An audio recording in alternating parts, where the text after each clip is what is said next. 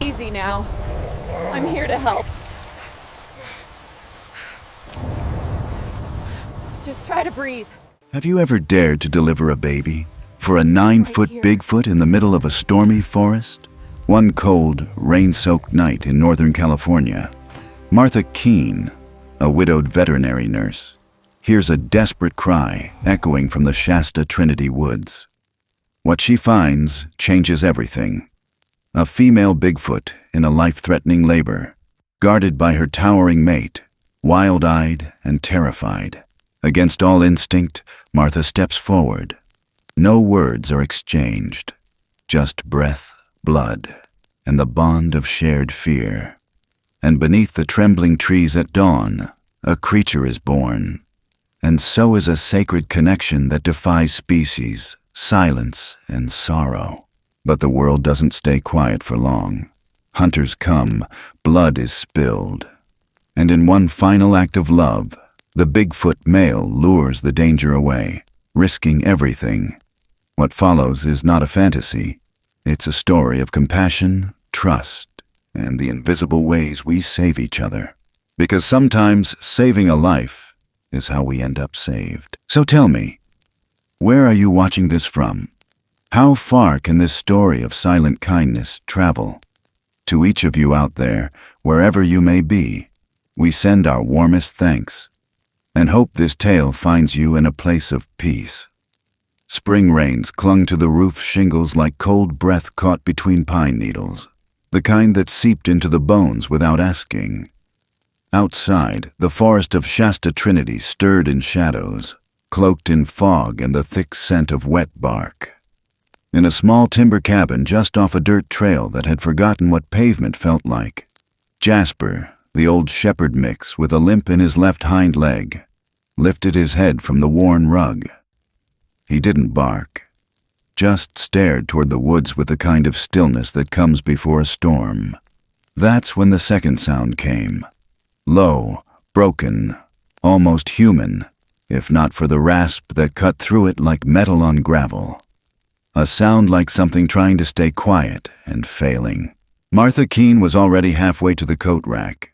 She moved like someone who'd lived enough years to know when fear should be heeded and when it should be ignored. Tonight, she ignored it. She paused at the door, slid her arm through the sleeve of a thick wool cardigan, and took the flashlight off the hook beside the old calendar still turned to March. Her hands lingered on the latch. She glanced down at her medical bag, faded green canvas with the corners frayed, a zipper that only worked if you coaxed it gently, and then looked back at Jasper. His ears didn't twitch, but his eyes followed her. No growl, no whine, just silence. The woods were soaked. Earth puddled under each step. The path she used to take to check on orphaned fawns and the occasional barbed wire injury now led her into something she didn't recognize. The forest had a different kind of hush tonight. Not peaceful. Listening. Trees leaned like eavesdroppers, every pine needle heavy with cold. The flashlight cast a narrow beam that dissolved into the mist just a few feet ahead. It wasn't enough, but it was all she had. And still, she followed the sound. It took her to a dip in the terrain, the kind of natural basin where water pooled and runoff gathered. There, under the thick shelter of towering pines, lay something that made her stop breathing. Massive, curled, still, but not dead. Its chest moved. Shallow, erratic. Each inhale sounded like air being pulled through teeth made of rusted blades. It was covered in wet, matted fur, dark and slicked with mud. But even beneath the mess, she saw the rise of a distended belly. Labor, not just pain. She didn't move, didn't step forward, didn't dare. Then a shift in the darkness, not from the shape on the ground, but from behind. It emerged from the side like part of the forest had unlatched. A figure, taller than any man, shoulders broad enough to block the faint moonlight above, chest rising in deep, steady breaths. It didn't growl, didn't charge. It stepped between Martha and the creature on the ground, and then it stood there. For a breathless second, She expected violence, but it never came. Instead, the towering figure, clearly male, if she had to assign a term to it, lowered his gaze, not to her face, but to her hands, or more precisely, the bag she carried. Something in its eyes fixed there, like it knew what the bag meant, like it had seen something like it before. The stare wasn't a challenge.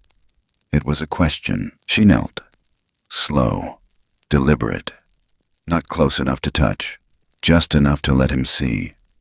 Her voice, when it came, was calm and soft, not soothing, not scared, just honest. "My name's Martha.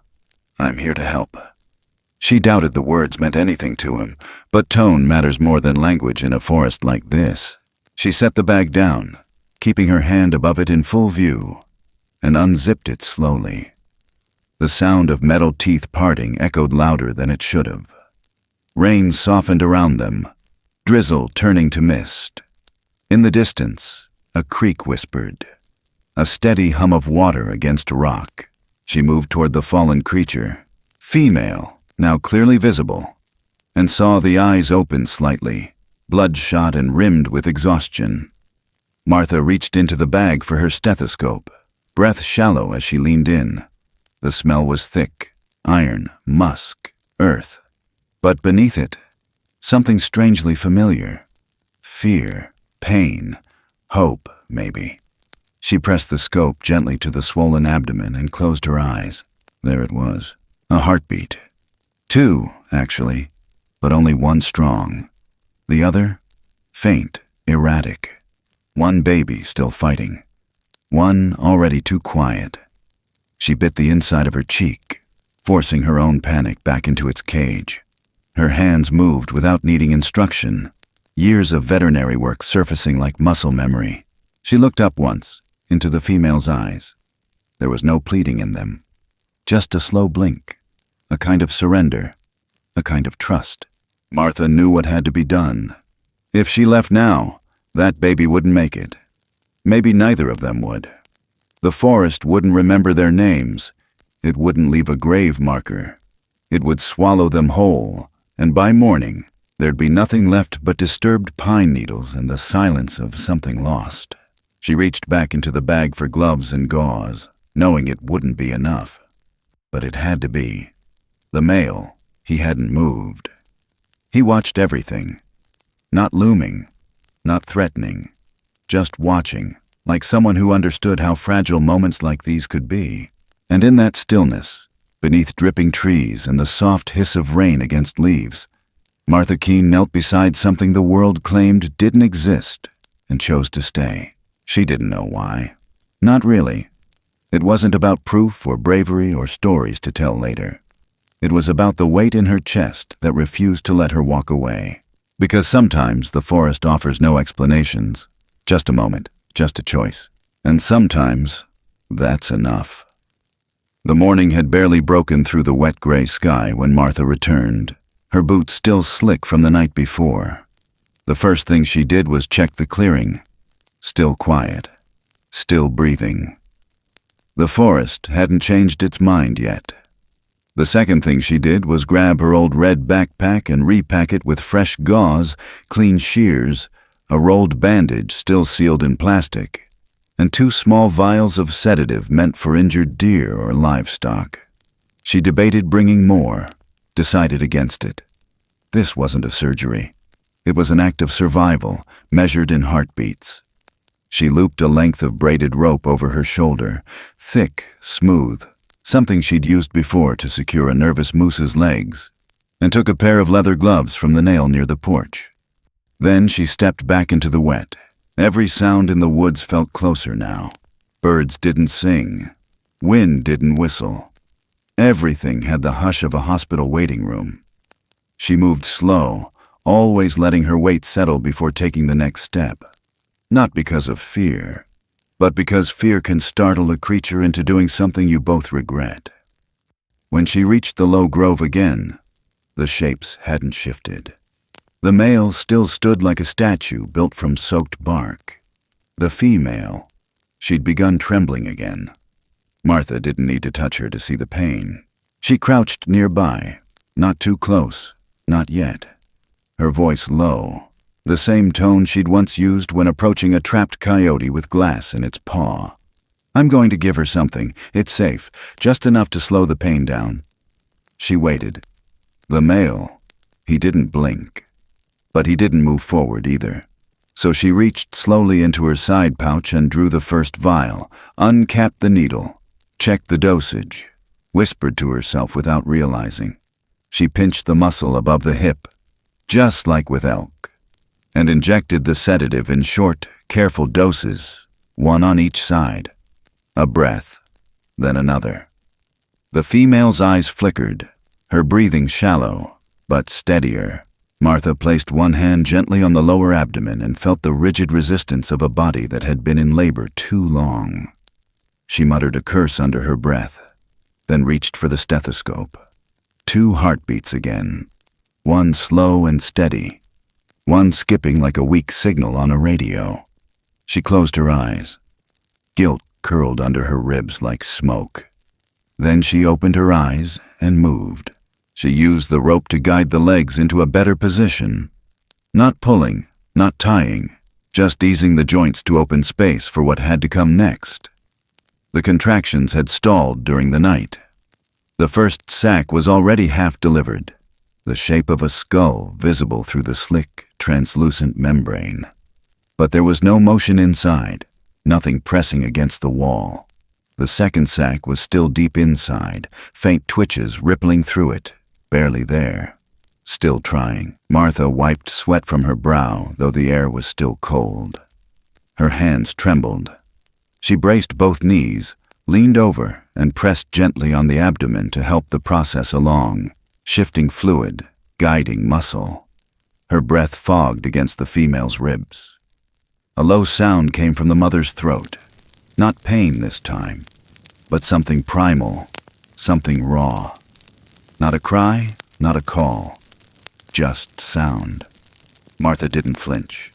She didn't have time to be scared. Minutes passed, then another hour. Her wrists ached, her back screamed.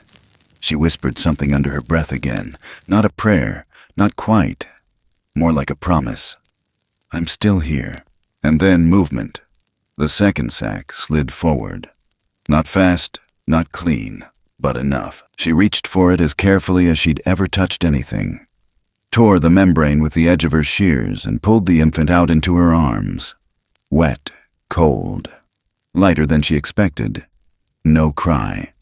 She rubbed its chest. No movement. She turned it gently, cleared its nose and mouth, rubbed again. Then faintly, just faintly, the flicker of air in. A tiny twitch. Then another. A rasp. A high, trembling gasp. And then finally, a sound. Not loud, but real. The female made a noise then. Something between a moan and a sigh. Her hand, no, her fingers, reached toward the space where Martha knelt. Not quite touching, but close. A gesture, raw and silent. Martha bowed her head and leaned forward so their foreheads touched. Just for a second. Just long enough to say I didn't leave.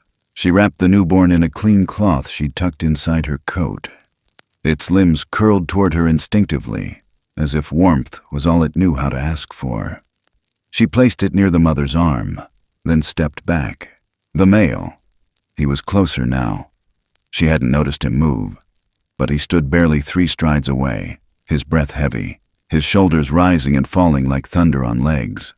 He didn't reach out, didn't snarl, just lowered his gaze once, briefly, to the blood on her hands. Martha didn't move. She let him look. The clearing had gone so still she could hear the faint crackle of melting frost sliding from pine branches overhead. Somewhere far off, a crow called out twice, and then nothing. Martha's breath finally caught up with her. She rose to her feet, not fast. Her joints protested, but her mind was clear. She took the used syringe, capped it, slid it back into the pouch. Zipped the bag closed, slow again. Her legs felt like paper, but she stood. A flash of yellow caught her eye on the ridge above. Brief, quick, gone. Lantern light. Not natural. Too straight. Too purposeful. She looked toward the male. He had turned his head. Seen it too. They were not alone. She took one slow step back, then another. The forest seemed to shift with her. The creak was louder now, more insistent, as if reminding her time was not endless. Back at her cabin, she grabbed what she could. Extra dressings, heavier blankets, a spare thermal tarp, and a flashlight with a full charge. She didn't tell Jasper where she was going. He already knew. His eyes met hers without expectation or resistance. She returned to the grove just before dusk. The female had not moved much, but her eyes tracked Martha's every step. The baby lay curled beside her rib cage, breathing in short, steady hiccups. The male paced a wider circle now, watching, guarding. The light on the ridge had disappeared. Martha didn't ask why they hadn't left. She just knelt again, changed a dressing, draped the thermal wrap carefully over the mother's legs. She placed a bowl of warm water at her side and scattered dry leaves around the bedding to keep dampness from creeping in. Her fingers worked from memory, from instinct, from something older than language. She stayed until dark fell completely, until the cold slipped under her coat and settled deep into her spine. Then she stood. She turned to leave. The male stepped out of the shadows again, blocking the path just long enough to remind her who she was walking away from. Then he moved aside. No threat, no sound, just that same look as before, the one that asked no favors, the one that didn't forget. As she made her way back down the hill, her feet crunching into softened earth, the fog settled in again. Lights flickered in the distance, distant campsites or something else. She didn't know. She walked faster, and in her mind, the sound of that first tiny breath replayed over and over again. Thin, ragged, and more precious than anything she could name. And still, the rain didn't stop. 3 days passed like breath in cold glass, each one slow, fogged, and barely holding shape. The rain pulled back in ribbons, leaving the pine needles slick and dark like they'd been brushed in oil. Martha moved early each morning with her sleeves still damp from the night before, hauling bundles wrapped in canvas, one hand always clutching the tarp edge, the other swatting brambles that never used to grow this fast. She'd set up the shelter on a little rise above the creek, just far enough from the muddy bend where the water chattered and spit, but close enough for her to fetch clean buckets. The structure wasn't much. Blue tarpaulin stretched tight over pine poles, anchored with stakes from her tool shed and knots she remembered from an old trail guide someone gave her back when she thought she'd live by hiking. There were stones circled for a fire, stacked wood she split by hand, and a battered steel kettle she hung from a chain that used to hold up flower baskets on her porch. She hadn't used it in years. Now it hissed every morning, spilling steam into the quiet air, like it belonged there all along. The creature, Iron, though she hadn't named her out loud yet, stayed under the tarp. She moved only to shift her weight, lean toward the child, or track Martha's hands with cautious, alert eyes. The newborn slept mostly, tucked in a wool blanket torn from an old saddle pad. He, maybe she, breathed in short, steady whiffs, fingers curled, legs twitching once in a while like a pup still chasing something inside a dream. Thorn hovered around the edges, always outside the firelight, always far enough to not be a threat, but never out of reach. His movements were slow, like someone walking a fence line, not circling, guarding. Sometimes he'd step just close enough for Martha to hear the deep draw of his breath or see the gleam of light slide across the ridge of his shoulder. But he never stepped between her and the others again. Not after that first night. He watched her boil water, fold bandages, hang strips of rabbit jerky on a low branch to dry. He watched her stir cornmeal into a paste and leave it on a flat stone, alongside a metal bowl of warm creek water, and 3 broken pieces of dog biscuit Jasper didn't finish. She didn't ask if they'd eat. She just set it down, walked 20 paces back, and sat on a log like she had nothing to do with any of it. That's how it worked. Distance. Patience. She never turned her back, but she never forced a gesture either. They didn't either. And that balance, quiet as it was, held for a time. One afternoon, while the fire had died down to faint coals and the sun pressed a soft gold through the canopy, something changed. The baby stirred. Not just the flutter of limbs or breath hiccups, but a full body motion, a push. She, rolled slightly and let out a squeaky breath that sounded more curious than startled. The mother stirred, shifted her palm around him in a gentle arc, and fell still again. That's when Martha felt it. Something touched her. Not pain, not warmth, just contact. She looked down. A tiny fingertip, wet, dark, and barely formed, had brushed her jeans near the knee. She hadn't noticed him crawl, hadn't felt a sound, just that one touch. When she glanced over, the child had already snapped back to the fold of his mother's arm, eyes wide and watching. Like a rabbit sensing thunder, like he'd just crossed a line and wasn't sure if the world would forgive him for it. There was no growl, no huff from the mother, and Thorne didn't step forward. Just silence again, the kind that feels thicker than it should be. Martha stayed still. She didn't smile, didn't move. She just let her hand settle beside her hip, palm flat on the log, open, not reaching. Then she exhaled, slow and steady, and whispered something only the wind could carry. After that moment, the distance didn't feel as wide. That night clouds rolled in but didn't weep, just drifted like ghosts over the treetops. Back at the cabin, Jasper's ears twitched in his sleep. The porch light stayed off. Everything was quieter now. Until the knock. 3 short raps, not loud, not urgent, just enough. She opened the door with the flashlight already in her grip and her boots half on. On the porch stood Roy Garner, badge clipped to his belt, a thermos under one arm, and a look that said he'd come straight from a conversation he didn't like. "I was in town," he said, shifting his weight on the boards. "Heard some talk." Martha stepped aside without a word. He walked in like he used to, back when they'd patch up barn cats together or laugh over how many times someone misdialed her number thinking she was the bakery. They were at Gordon's last night. The Hunters. That trio from Eureka, plus some tag-alongs, talking too loud about things they don't understand. Roy set the thermos on her counter, then pulled out a folded paper, flyer style. "Someone's put up a cash bounty for proof. Not an actual photo, not a print. They want remains." Martha didn't touch the paper. "They mentioned this area, the ridge trail near the Twin Creeks. Close enough." She said nothing. "Don't leave anything behind. No food, no scraps. No footprints if you can help it. You know how they track." Martha nodded slowly. She felt the weight of it settle between her ribs like cold soup.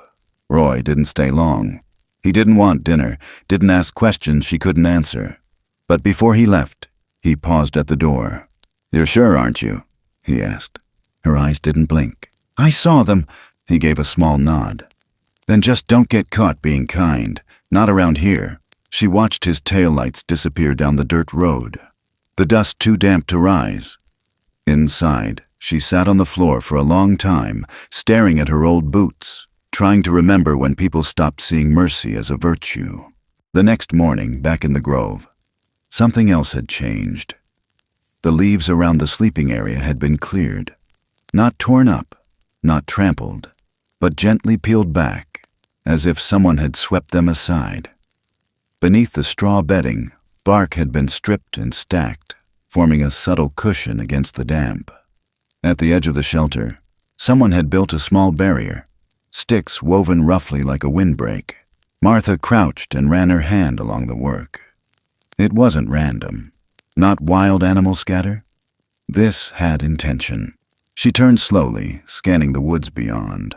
Thorne stood at the edge of the creek, backlit by a shaft of morning light, arms loose at his sides, chest rising slow. He didn't move, but he didn't vanish either. Martha stood too.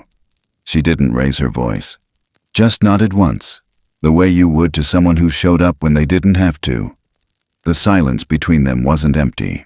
That evening, when the sky turned purple and the clouds gathered like thoughts unsaid, Martha brought a small bundle wrapped in cloth.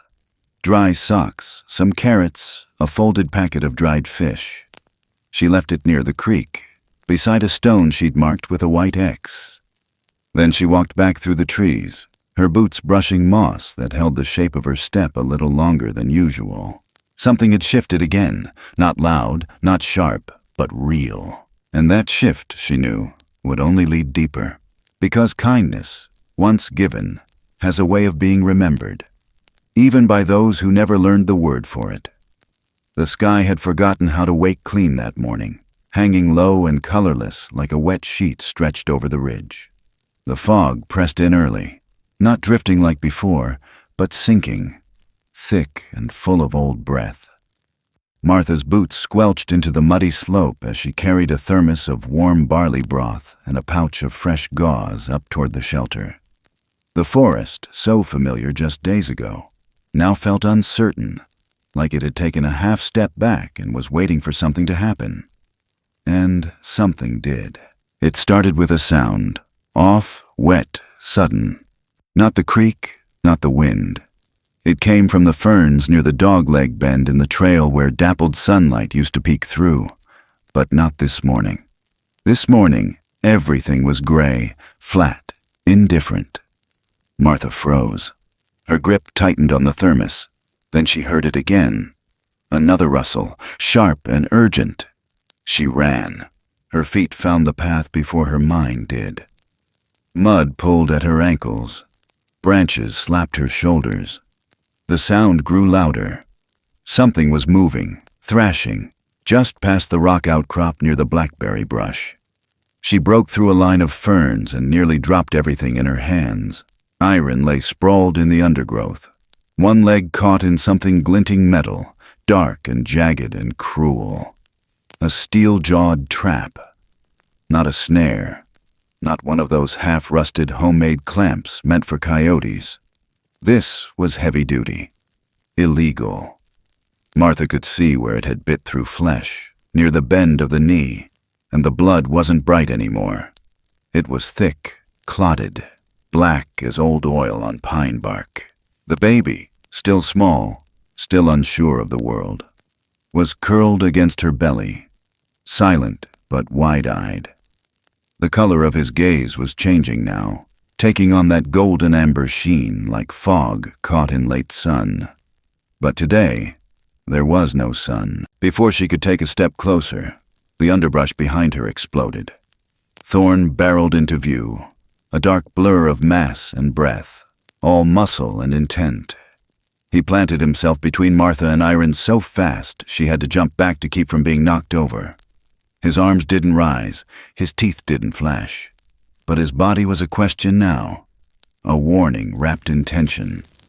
His breath steamed into the morning, thick and ragged, chest heaving like a bellows held too long in flame. Martha raised both hands, fingers open. Her voice came out lower than she expected. "I didn't do this." He didn't blink, didn't move. She pointed slowly toward Iron, who'd stopped thrashing now but was clearly fading. Lips parted, eyes unfocused. "She's losing blood. I have to help her." Still nothing, so she did the only thing that made sense. She dropped her bag onto the ground, opened it wide, and reached for the radio. It crackled when she pressed the button. A burst of static. Then a voice, tinny and half asleep. "Dr. Marsh, Lillian, it's me." There was a pause, then the sound of shuffling, a soft grunt. "Martha, you okay?" "No," she said, and her voice cracked on the second word. "I've got a steel trap. It's deep. I need a lever system. I need a wedge." Another pause. Then Lillian's voice sharpened, cut through the static like a bone saw. "You're out there? Where the hell are you?" "Same clearing, near the creek, dusk side, north slope." "Jesus." The line went quiet for a second. Then came the instructions. Measured, focused. The kind that only came from someone who'd seen too many bad things and learned how to hold them anyway. You need to stabilize the leg. Get 2 branches, length of your forearm. 1 clean cloth. You'll wedge the hinge first. Don't trigger the spring, or she'll lose it completely. Martha nodded, even though no one could see her. Got it. I'll send Roy. No, she said fast. They'll track him. Martha! I'll handle it. Just stay on the line. She set the radio down, voice still humming in the air, then turned to Thorne. His eyes hadn't left her hands. He didn't move when she knelt, didn't stop her when she crawled, slow and sideways, toward Iron's leg. The trap was brutal. Commercial grade. Clean edges, thick steel jaws. The kind sold online to men who didn't ask questions. The chain was buried beneath the dirt, bolted to a ground plate. Martha took out her knife and dug around it, pushing leaves and old pine needles aside until she found the anchor point. She couldn't move it, not with her weight alone. So she reached for 2 branches she'd passed on the trail. One she slid under the hinge, the other she placed against the locking bar. Her hands were soaked with blood now, not just smeared, drenched.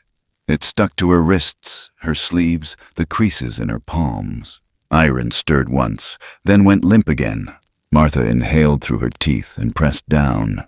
The trap didn't budge. She cursed, quiet, sharp, and tried again. The wood creaked, then snapped. Damn it! She fumbled in her bag, grabbed a roll of gauze and shoved it between the hinge.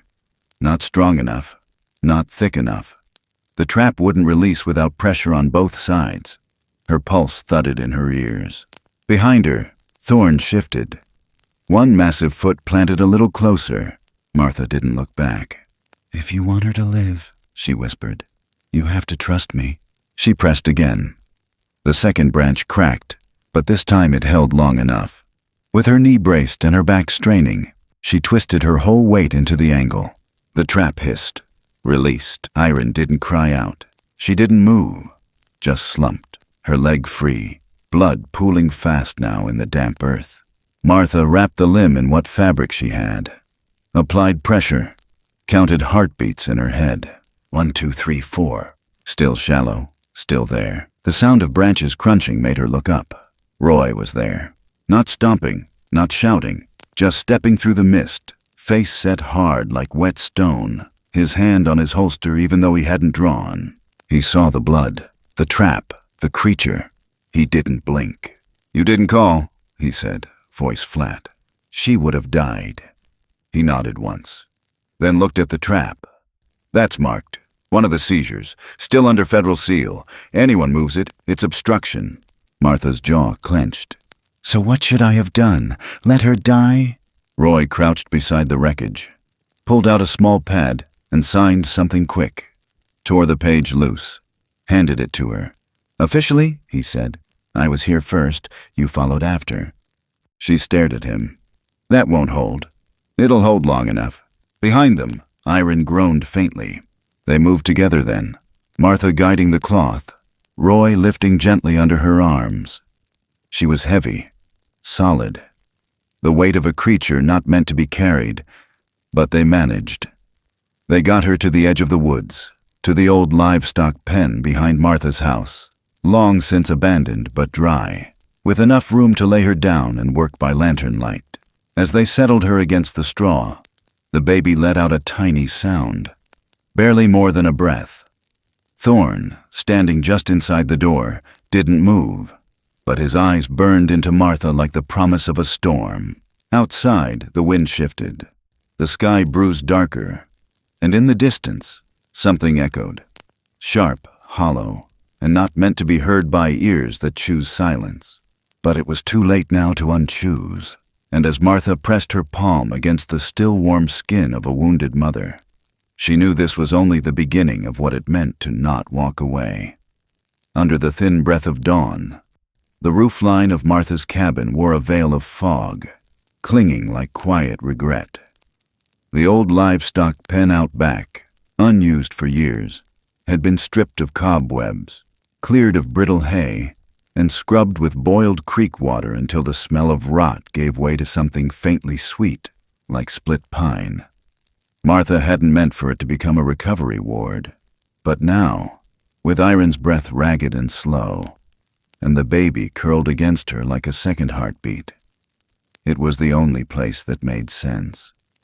She'd lined the walls with old quilts and fleece blankets, all worn soft with time, tacked tarps over the cracked slats where wind might crawl through, laid down layers of fresh straw, then gently folded a loop of mended netting around the open gate. Not to trap, just to give a sense of boundary. And every hour, she came back to check, to adjust the soaked dressing around the leg, to keep the warm compress pressed to Iron's side, to whisper something low and rhythmic, not words, just breath, bent into music. The same kind she used to hum when the power went out and her daughter was too small to understand what darkness really meant. That morning she sat with her back against the far wall, knees pulled up, the kettle steeping in the corner with a few dry needles dropped in for aroma. She hadn't slept, not really. Just closed her eyes sometimes and listened to the way the wood settled in the cold. Iron had drifted off again, her face turned slightly toward the warmth. The baby moved in fitful spurts, murmuring against her chest. Outside, the wind clicked softly in the gutters, the kind of hush that made sound feel too loud. Martha looked down at her hands. The bandage tape stuck to her wrists, blood still under her nails. She pressed her palms together just to feel something solid, something still there. In the quiet, a memory rose, uninvited, unwanted. Her daughter's breath, shallow and sudden. That last winter when the fever climbed and wouldn't come back down. The space between each breath widening until it didn't anymore. The silence after that had been unbearable. But now she couldn't stop listening for breath, watching chests rise and fall. She wasn't trying to save anyone anymore. She just couldn't let another mother break. She stood, slow, every joint stiff, pulled a pail of hot water from the stove and stepped outside to dump it at the tree line where the runoff trickled down into the hollow. That's when she saw it. A new trench. Not wide, not deep, but fresh. Soil packed with purpose, rimmed with neat boot-sized mounds and a steady incline leading water away from the pen's foundation. Another stretch curved around to the north side where the slope dropped. A wedge of bark had been jammed into the edge to divert the flow even farther. She stared for a long time. That wasn't there last night.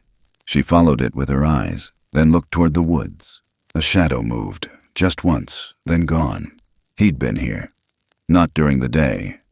Not while she sat watch. But sometime between midnight and now, when her head finally leaned against the post and her breath slipped long and even. Thorn had come. Not to knock, not to speak, just to fix what needed fixing. She returned inside and found the small stack of river rocks in the corner, 4 of them, dry and warm, lined up beside the pallet where Iron slept. Someone had shaped a windbreak at the base of the vent hole too, packing it with bundles of dry grass twisted into ropes. They directed the flow of warm air inward, gently, instead of letting it escape into the cold. Martha traced it with her fingertips. The work tight, efficient. Someone had studied how the heat moved, had taken the time to shift it, silently, for her. She blinked hard, then wiped her palms on her jeans and picked up the kettle again. The baby stirred and made a soft noise, eyes fluttering beneath furrowed lids. Iron didn't wake, but her breathing was steadier now. Not perfect, not strong, but less ragged. The swelling had begun to retreat. Around midday, a truck engine growled up the road in a loose gear. The tires didn't spin, just rolled slow and deliberate up the path until the front end of Roy's patrol vehicle nudged the split-rail fence. Jasper barked once from under the porch, then gave up and flopped down again. Roy stepped out with a look that said he didn't come for coffee. Martha met him halfway down the porch steps, wiping her hands on a rag that used to be a shirt sleeve. They're tracking now. he said without small talk. I heard him this morning. One of the scouts said they picked up a trail near Dunlap's Ridge. Something spooked the deer up there. They're close, she muttered. They'll come down this way by evening. Martha didn't answer. He handed her a new roll of sterile wrap and a plastic tube of penicillin paste. Lillian said this might help, and she said not to try the old whiskey trick, not with something that size. Martha took it without looking up. He lingered a moment, then added, They asked me questions at the station about you, about supplies logged out, missing paperwork. You tell them? I told them to go to hell. She almost smiled. They'll be back. Might not be me next time. I know. He nodded toward the woods. That one, the big one. He's not just watching you. He's learning you. I know that too. Before he turned to leave, he reached into his coat and pulled out a small metal key, pressed it into her hand. My father's old trapdoor safe. Bottom of the cedar chest in my basement. There's paperwork in there. A few maps. One or two things that might buy you time if it comes to that. She closed her fingers around the key. I won't be around much longer. They're moving me to Butte County. Reassignment. Quiet. When? End of next week. Her throat tightened. They know you've seen something. They don't want to know. They just want it gone. He looked out toward the trees again. You gonna run? No, she said. I'm gonna finish what I started. He turned, stepped back into the truck, and didn't say goodbye. That night, as the shadows lengthened and the cold crept down through the beams of the barn roof, Martha lit the small lantern and sat in the corner beside Iron's pallet. She crushed the last of the dried wild mint into the broth, stirred it gently, and let the scent carry. The baby reached out blindly and found her wrist. Not hard, just barely. A touch of trust. She looked down at him, at his long fingers, his curling dark hair, his eyes opening wider now with each day.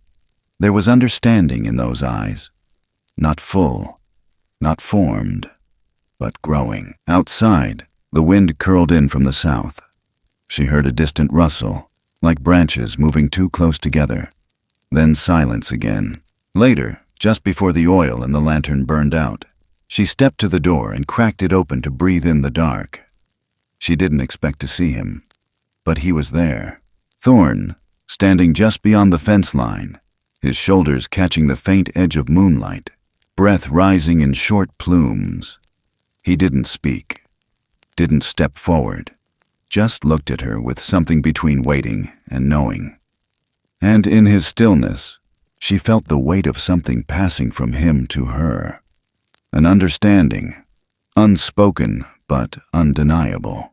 She nodded once, then closed the door. Inside, the baby was asleep again. Iron's chest rose and fell with quiet resolve. And in that hush, Martha felt it. The forest hadn't turned against them. Not yet, but it had started to listen more closely. She stepped back into the shadows and let the night hold its breath. Under the suffocating stillness of a low October sky, the light never truly arrived. Just a dull glow behind the clouds, like a tired eye struggling to open. Fog bled into every edge of the forest, swallowed the slope, filled the hollow behind Martha's house like rising floodwater. The air smelled like rust and wet pine, and everything that could hold a drop of moisture did. Inside the cabin, even the floorboards seemed to sweat. It had started the night before. Headlights in the trees, too far to be a neighbor, too slow to be a passerby. One, then two, then a brief third flicker that blinked out before the tires stopped crunching. Martha had stood on her porch barefoot, heart ticking behind her ribs, eyes scanning the tree line where the road hooked east beyond the cedar break. Nothing moved, not even Jasper, who'd gone stiff and silent beside the porch swing. She didn't need to hear the doors open to know what they meant. Men don't drive that far on muddy switchbacks with flashlights taped to rifles unless they're planning to stay until something bleeds. By morning, the dogs had stopped barking up in Burnett Hollow. That told her more than any radio ever could. She dressed without sound. Black shirt, thick denim, coat that didn't scream for attention. In the barn, Iron was sleeping in fits again, leg wrapped in clean gauze, the swelling down but not gone. The baby had curled into the softest corner of straw, barely visible beneath the quilt stitched with her daughter's name in fading purple thread. Martha touched the edge of it like it might burn. She hadn't meant to use it. But some things you carry just to know you still can. Then the first shot cracked. Far off, muffled, but real. Not a warning. A kill. She didn't flinch. Just turned back inside, grabbed the old .22 from the nail behind the door. Not for shooting, not for showing, just to have. And slipped it beneath the bench in the entryway. Then she picked up the radio. "Roy," she said, her voice barely above gravel. Static. Then a hiss. "I know," he said. "They're close. They've got dogs." "How many?" 4 trucks, maybe 5. 2-man teams. They're working the ridge line. Not your side yet. "They will." "I'm on it." He didn't ask. Didn't tell her to run.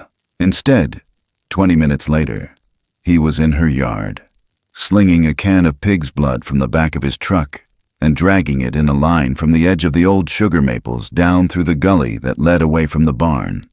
He worked fast, every gesture tight, efficient, without a word.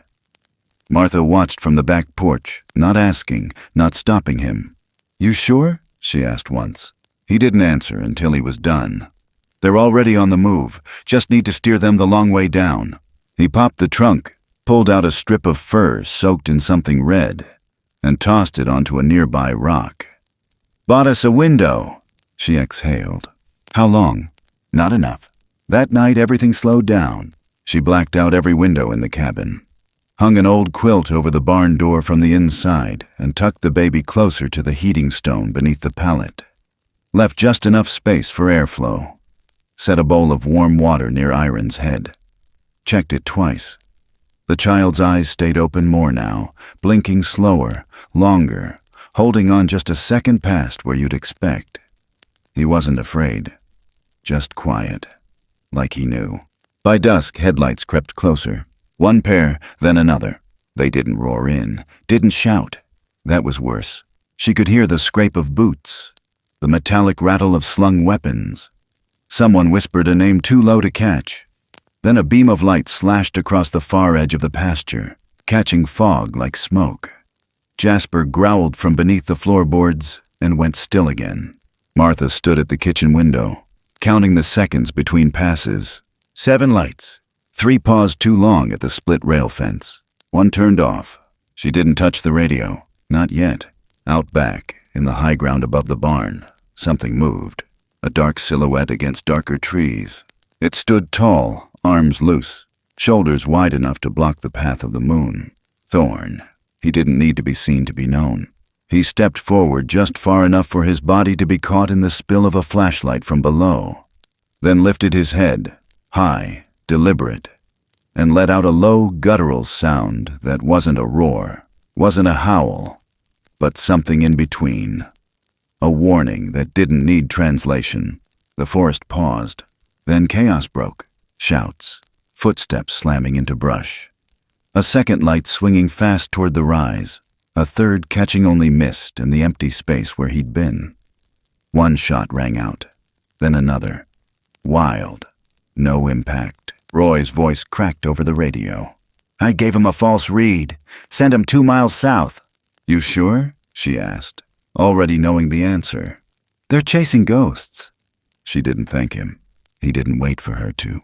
Later that night, after the trucks pulled away, after the voices faded into the low roar of the valley, Martha walked the edge of her property line with a flashlight turned low.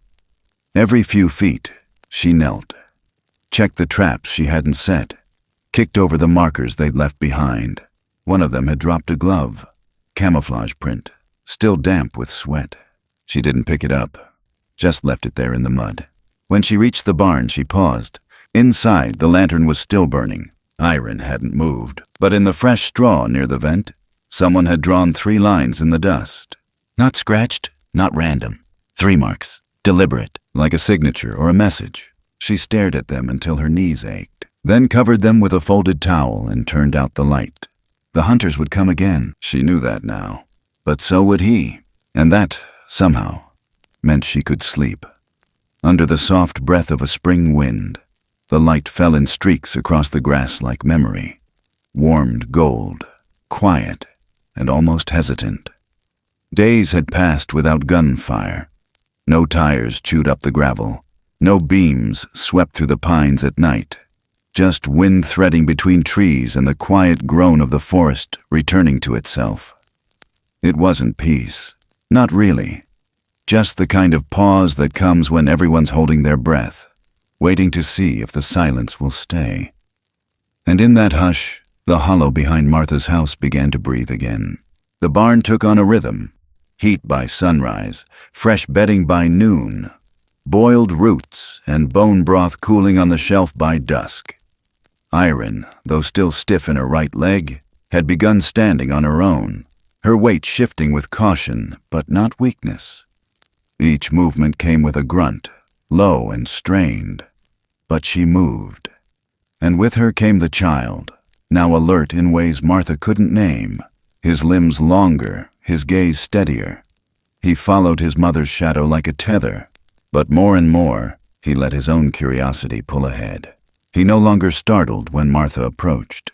He no longer hid behind Iron's side when she lit the lantern or brushed fresh hay near their bedding. One morning, as she knelt to refill the water basin, he crept within arm's reach. She could feel the warmth of his breath on her sleeve, could see the pulse at his throat flicker like a moth's wing. Then, a small sound, not quite a chirp, not a word, but something aimed at her. A soft thread of air, deliberate. A call without language. She didn't answer, just turned her hand upward, palm open, and let him decide. He didn't touch her, but he stayed. By the fourth day, the limp in Iron's gait had softened to a hesitation. Martha watched from the porch that morning, coffee cooling beside her, as Iron took 5 full steps along the fence line without stopping. The baby stumbled after her, barefoot and sure. When they reached the far post, she paused, turned toward the trees, stood there a long time. Then came the sound, a hush before it, like the forest stopped breathing. Then, clear and low, a call, not loud, not a warning, just a long, drawn-out exhale that carried across the ridgeline like smoke. Martha stood slowly, her spine tightening before her breath did. Iron didn't flinch. She turned fully toward the sound and gave no answer, but her shoulders lifted, and the child pressed close to her side. From the trees came motion. Thorn stepped through the shadows, as if they parted for him alone. His shoulders filled the gaps between the cedars. His chest moved in long, careful pulls, as if he knew every breath mattered now. He didn't speak. Didn't reach out. He just stood there, watching the barn, the fence, the place where Martha stood with her mug in hand, and her pulse climbing in her ears. Iron moved first. She walked to the fence and leaned her shoulder gently against the post, her head dipping once. Not submissive, not unsure, just recognition. The child peeked around her leg, blinking once, twice, then slowly walked forward. Martha stayed where she was, her hand resting on the porch rail. She didn't move, didn't speak, but something inside her pulled taut and quiet, something that knew a moment was opening. The child crossed the yard with steps still clumsy, but no longer uncertain. At the fence, he paused, reached out. Thorn knelt. It was not a grand reunion. No roar, no embrace, just closeness. Stillness, the way old trees lean into wind. And in that silence, something passed between them, unseen, unnamed, but as clear as a stream that knows its direction. Later, when the sun dipped and turned the field to amber, Martha opened the barn gate wide. Iron stepped out first, not hurried, not afraid. She walked as if this had always been part of the plan. The child followed her, casting one long look back toward the cabin. Then he turned toward the trees, At the edge of the forest, Thorne waited. Martha didn't follow them. She just stood there, hand still resting on the latch, the scent of cedar and old straw clinging to her skin. She didn't cry. She didn't smile. But her chest ached with something she couldn't name. Iron reached her mate and touched her forehead lightly to his. Then she stepped aside, giving space. The child approached him, paused, and lifted his face. Thorne reached out, touched the top of his head with a hand big enough to cover it whole. They didn't leave immediately. They stood there, the three of them, as the light fell and the sky took on that heavy blue just before full dark. Then, one step at a time, they disappeared into the trees. And just like that, the hollow was still. Not empty, not abandoned, just quiet. Martha stepped back inside without turning on the porch light. She sat down at the table, folded her hands around the mug she hadn't finished, and let the silence settle in her bones. Outside, the grass stirred with wind.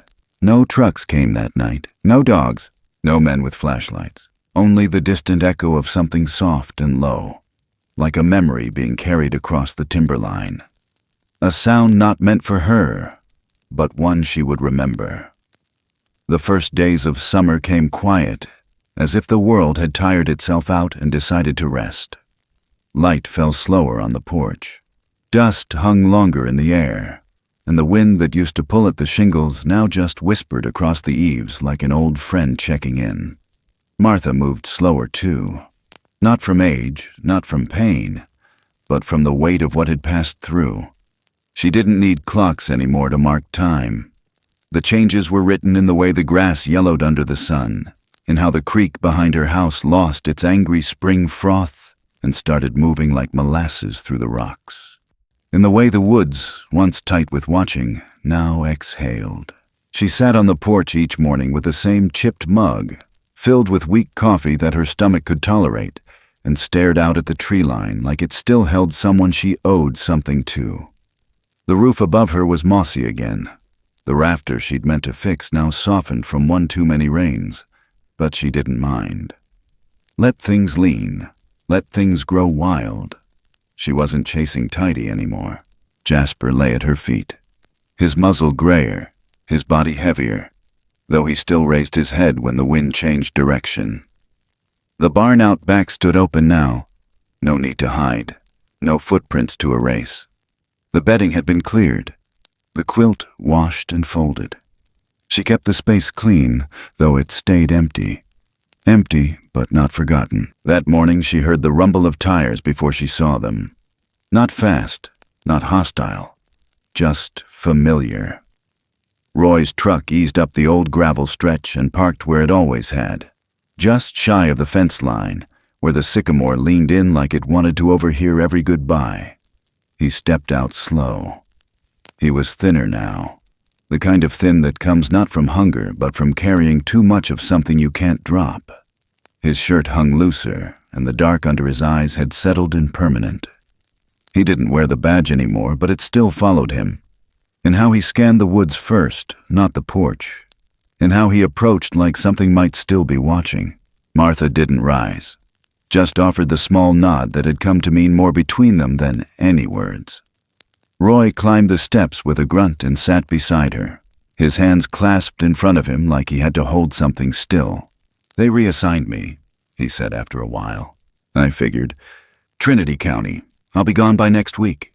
You say goodbye to the station." He shook his head. Didn't feel like it mattered. They sat in that for a while, the air thick with honeysuckle and engine heat. He pulled something from his pocket, a folded note, slid it across the railing.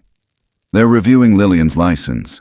Said some supplies were logged out without full paperwork. I don't think they'll push it, but she's done. She said she'd rather lose her clinic than lie about what she saw." Martha didn't unfold the paper. She didn't need to read it. "She says she doesn't regret it," Roy added. "Said to tell you that." Martha stared out toward the trees. "I wouldn't take any of it back." "No," he said, almost to himself. "Me neither." Then something in the silence shifted. Roy's gaze lifted past the trees, toward the ridge where the sun caught the tops of the firs and threw gold across the clearing. He narrowed his eyes. Martha followed his line of sight. At the edge of the wood, 3 shapes moved between light and leaf. Not sudden, not dramatic, just present. Stepping into view like the forest had decided to let them be seen. Thorn led. His gait steady, his chest broader than Martha remembered. Or maybe she was just now seeing it without fear between them. Behind him, Iron moved with a calm purpose, the stiffness in her leg no longer a limp, but a mark of where she'd been. And between them, small no longer, the child walked. Not a toddler, not quite a youth, but full of that unspoken grace that only comes from being born into a world that required silence before sound. The 3 of them paused near the ridge. They did not approach the fence, did not wave, did not bow. They simply stood there, bathed in the amber light of late morning. Roy stood slowly, hat in hand. Martha stayed seated. The child stepped forward, 1 pace, then another, then stopped. Not in fear, just to look. His eyes, amber and alert, met hers across the wide stretch of field. He tilted his head, the same way he had once before in the barn when he didn't yet have words for trust. And then, without cue, he turned, not to run, not to vanish, just to walk beside his mother and father as they crossed into the deeper woods. No sound marked their exit, no final gesture, just the stillness that followed them, like the air itself paused to let them pass. Roy exhaled and sat back down. "I guess that's it," he said. Martha didn't answer. Not yet. She let the quiet fall like a blanket. Let it settle over her like the ache in old bones. Then finally she spoke. "No, that's just what it looked like." Roy frowned. "What do you mean?" She turned her face toward him, her voice soft, certain. "That wasn't an ending. That was a return." He didn't ask what she meant, didn't need to. The wind shifted. A slow, steady hum across the tall grass, catching the edge of the porch steps. From the trees, a single sound carried. A low, drawn note, almost like a song. Not mournful, not wild, just full. It echoed once, then drifted off. Martha set her coffee down, let the warmth linger in her palms. She looked out at the ridge one last time and felt her chest rise steady with the air. She wasn't waiting anymore. She was listening. And far away, in some place deeper than most folks will ever find on a map, a memory answered back. Sometimes, the most extraordinary stories don't come from grand gestures or heroic feats, but from quiet decisions made in the stillness of the heart. A choice to stay when it would be easier to walk away, to offer warmth instead of fear, to listen, not just with ears, but with patience. In a world too often defined by what we take, there's something sacred about simply giving care, with no promise of return, no name etched in stone, no need to be known, because compassion, once given, has a way of echoing. It leaves no map behind, no clear path forward, but it lives in the small things, in the way someone reaches out without words, in the way a wound begins to close not from medicine alone, but from the trust that someone stayed. These are the stories that remind us we don't have to understand everything to choose mercy.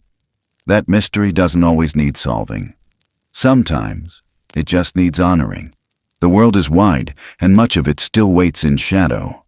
But not everything in the dark is lost. Not everything that hides is dangerous. And not everything that walks on 2 legs is human. Somewhere out there, something remembers the hand that didn't pull away, the door that stayed open, the kindness that came without condition. And maybe that's all it takes to change the ending of a story. Thank you for walking with us through this quiet corner of the woods. If this story touched something in you, if it made you think, made you feel, or simply reminded you of what it means to care, please let us know in the comments. We'd love to hear what stayed with you. And if you'd like to hear more stories like this, where the extraordinary meets the deeply human, don't forget to like, subscribe, and share with someone who might need a little wonder tonight. We'll see you out there, wherever kindness finds its way back home.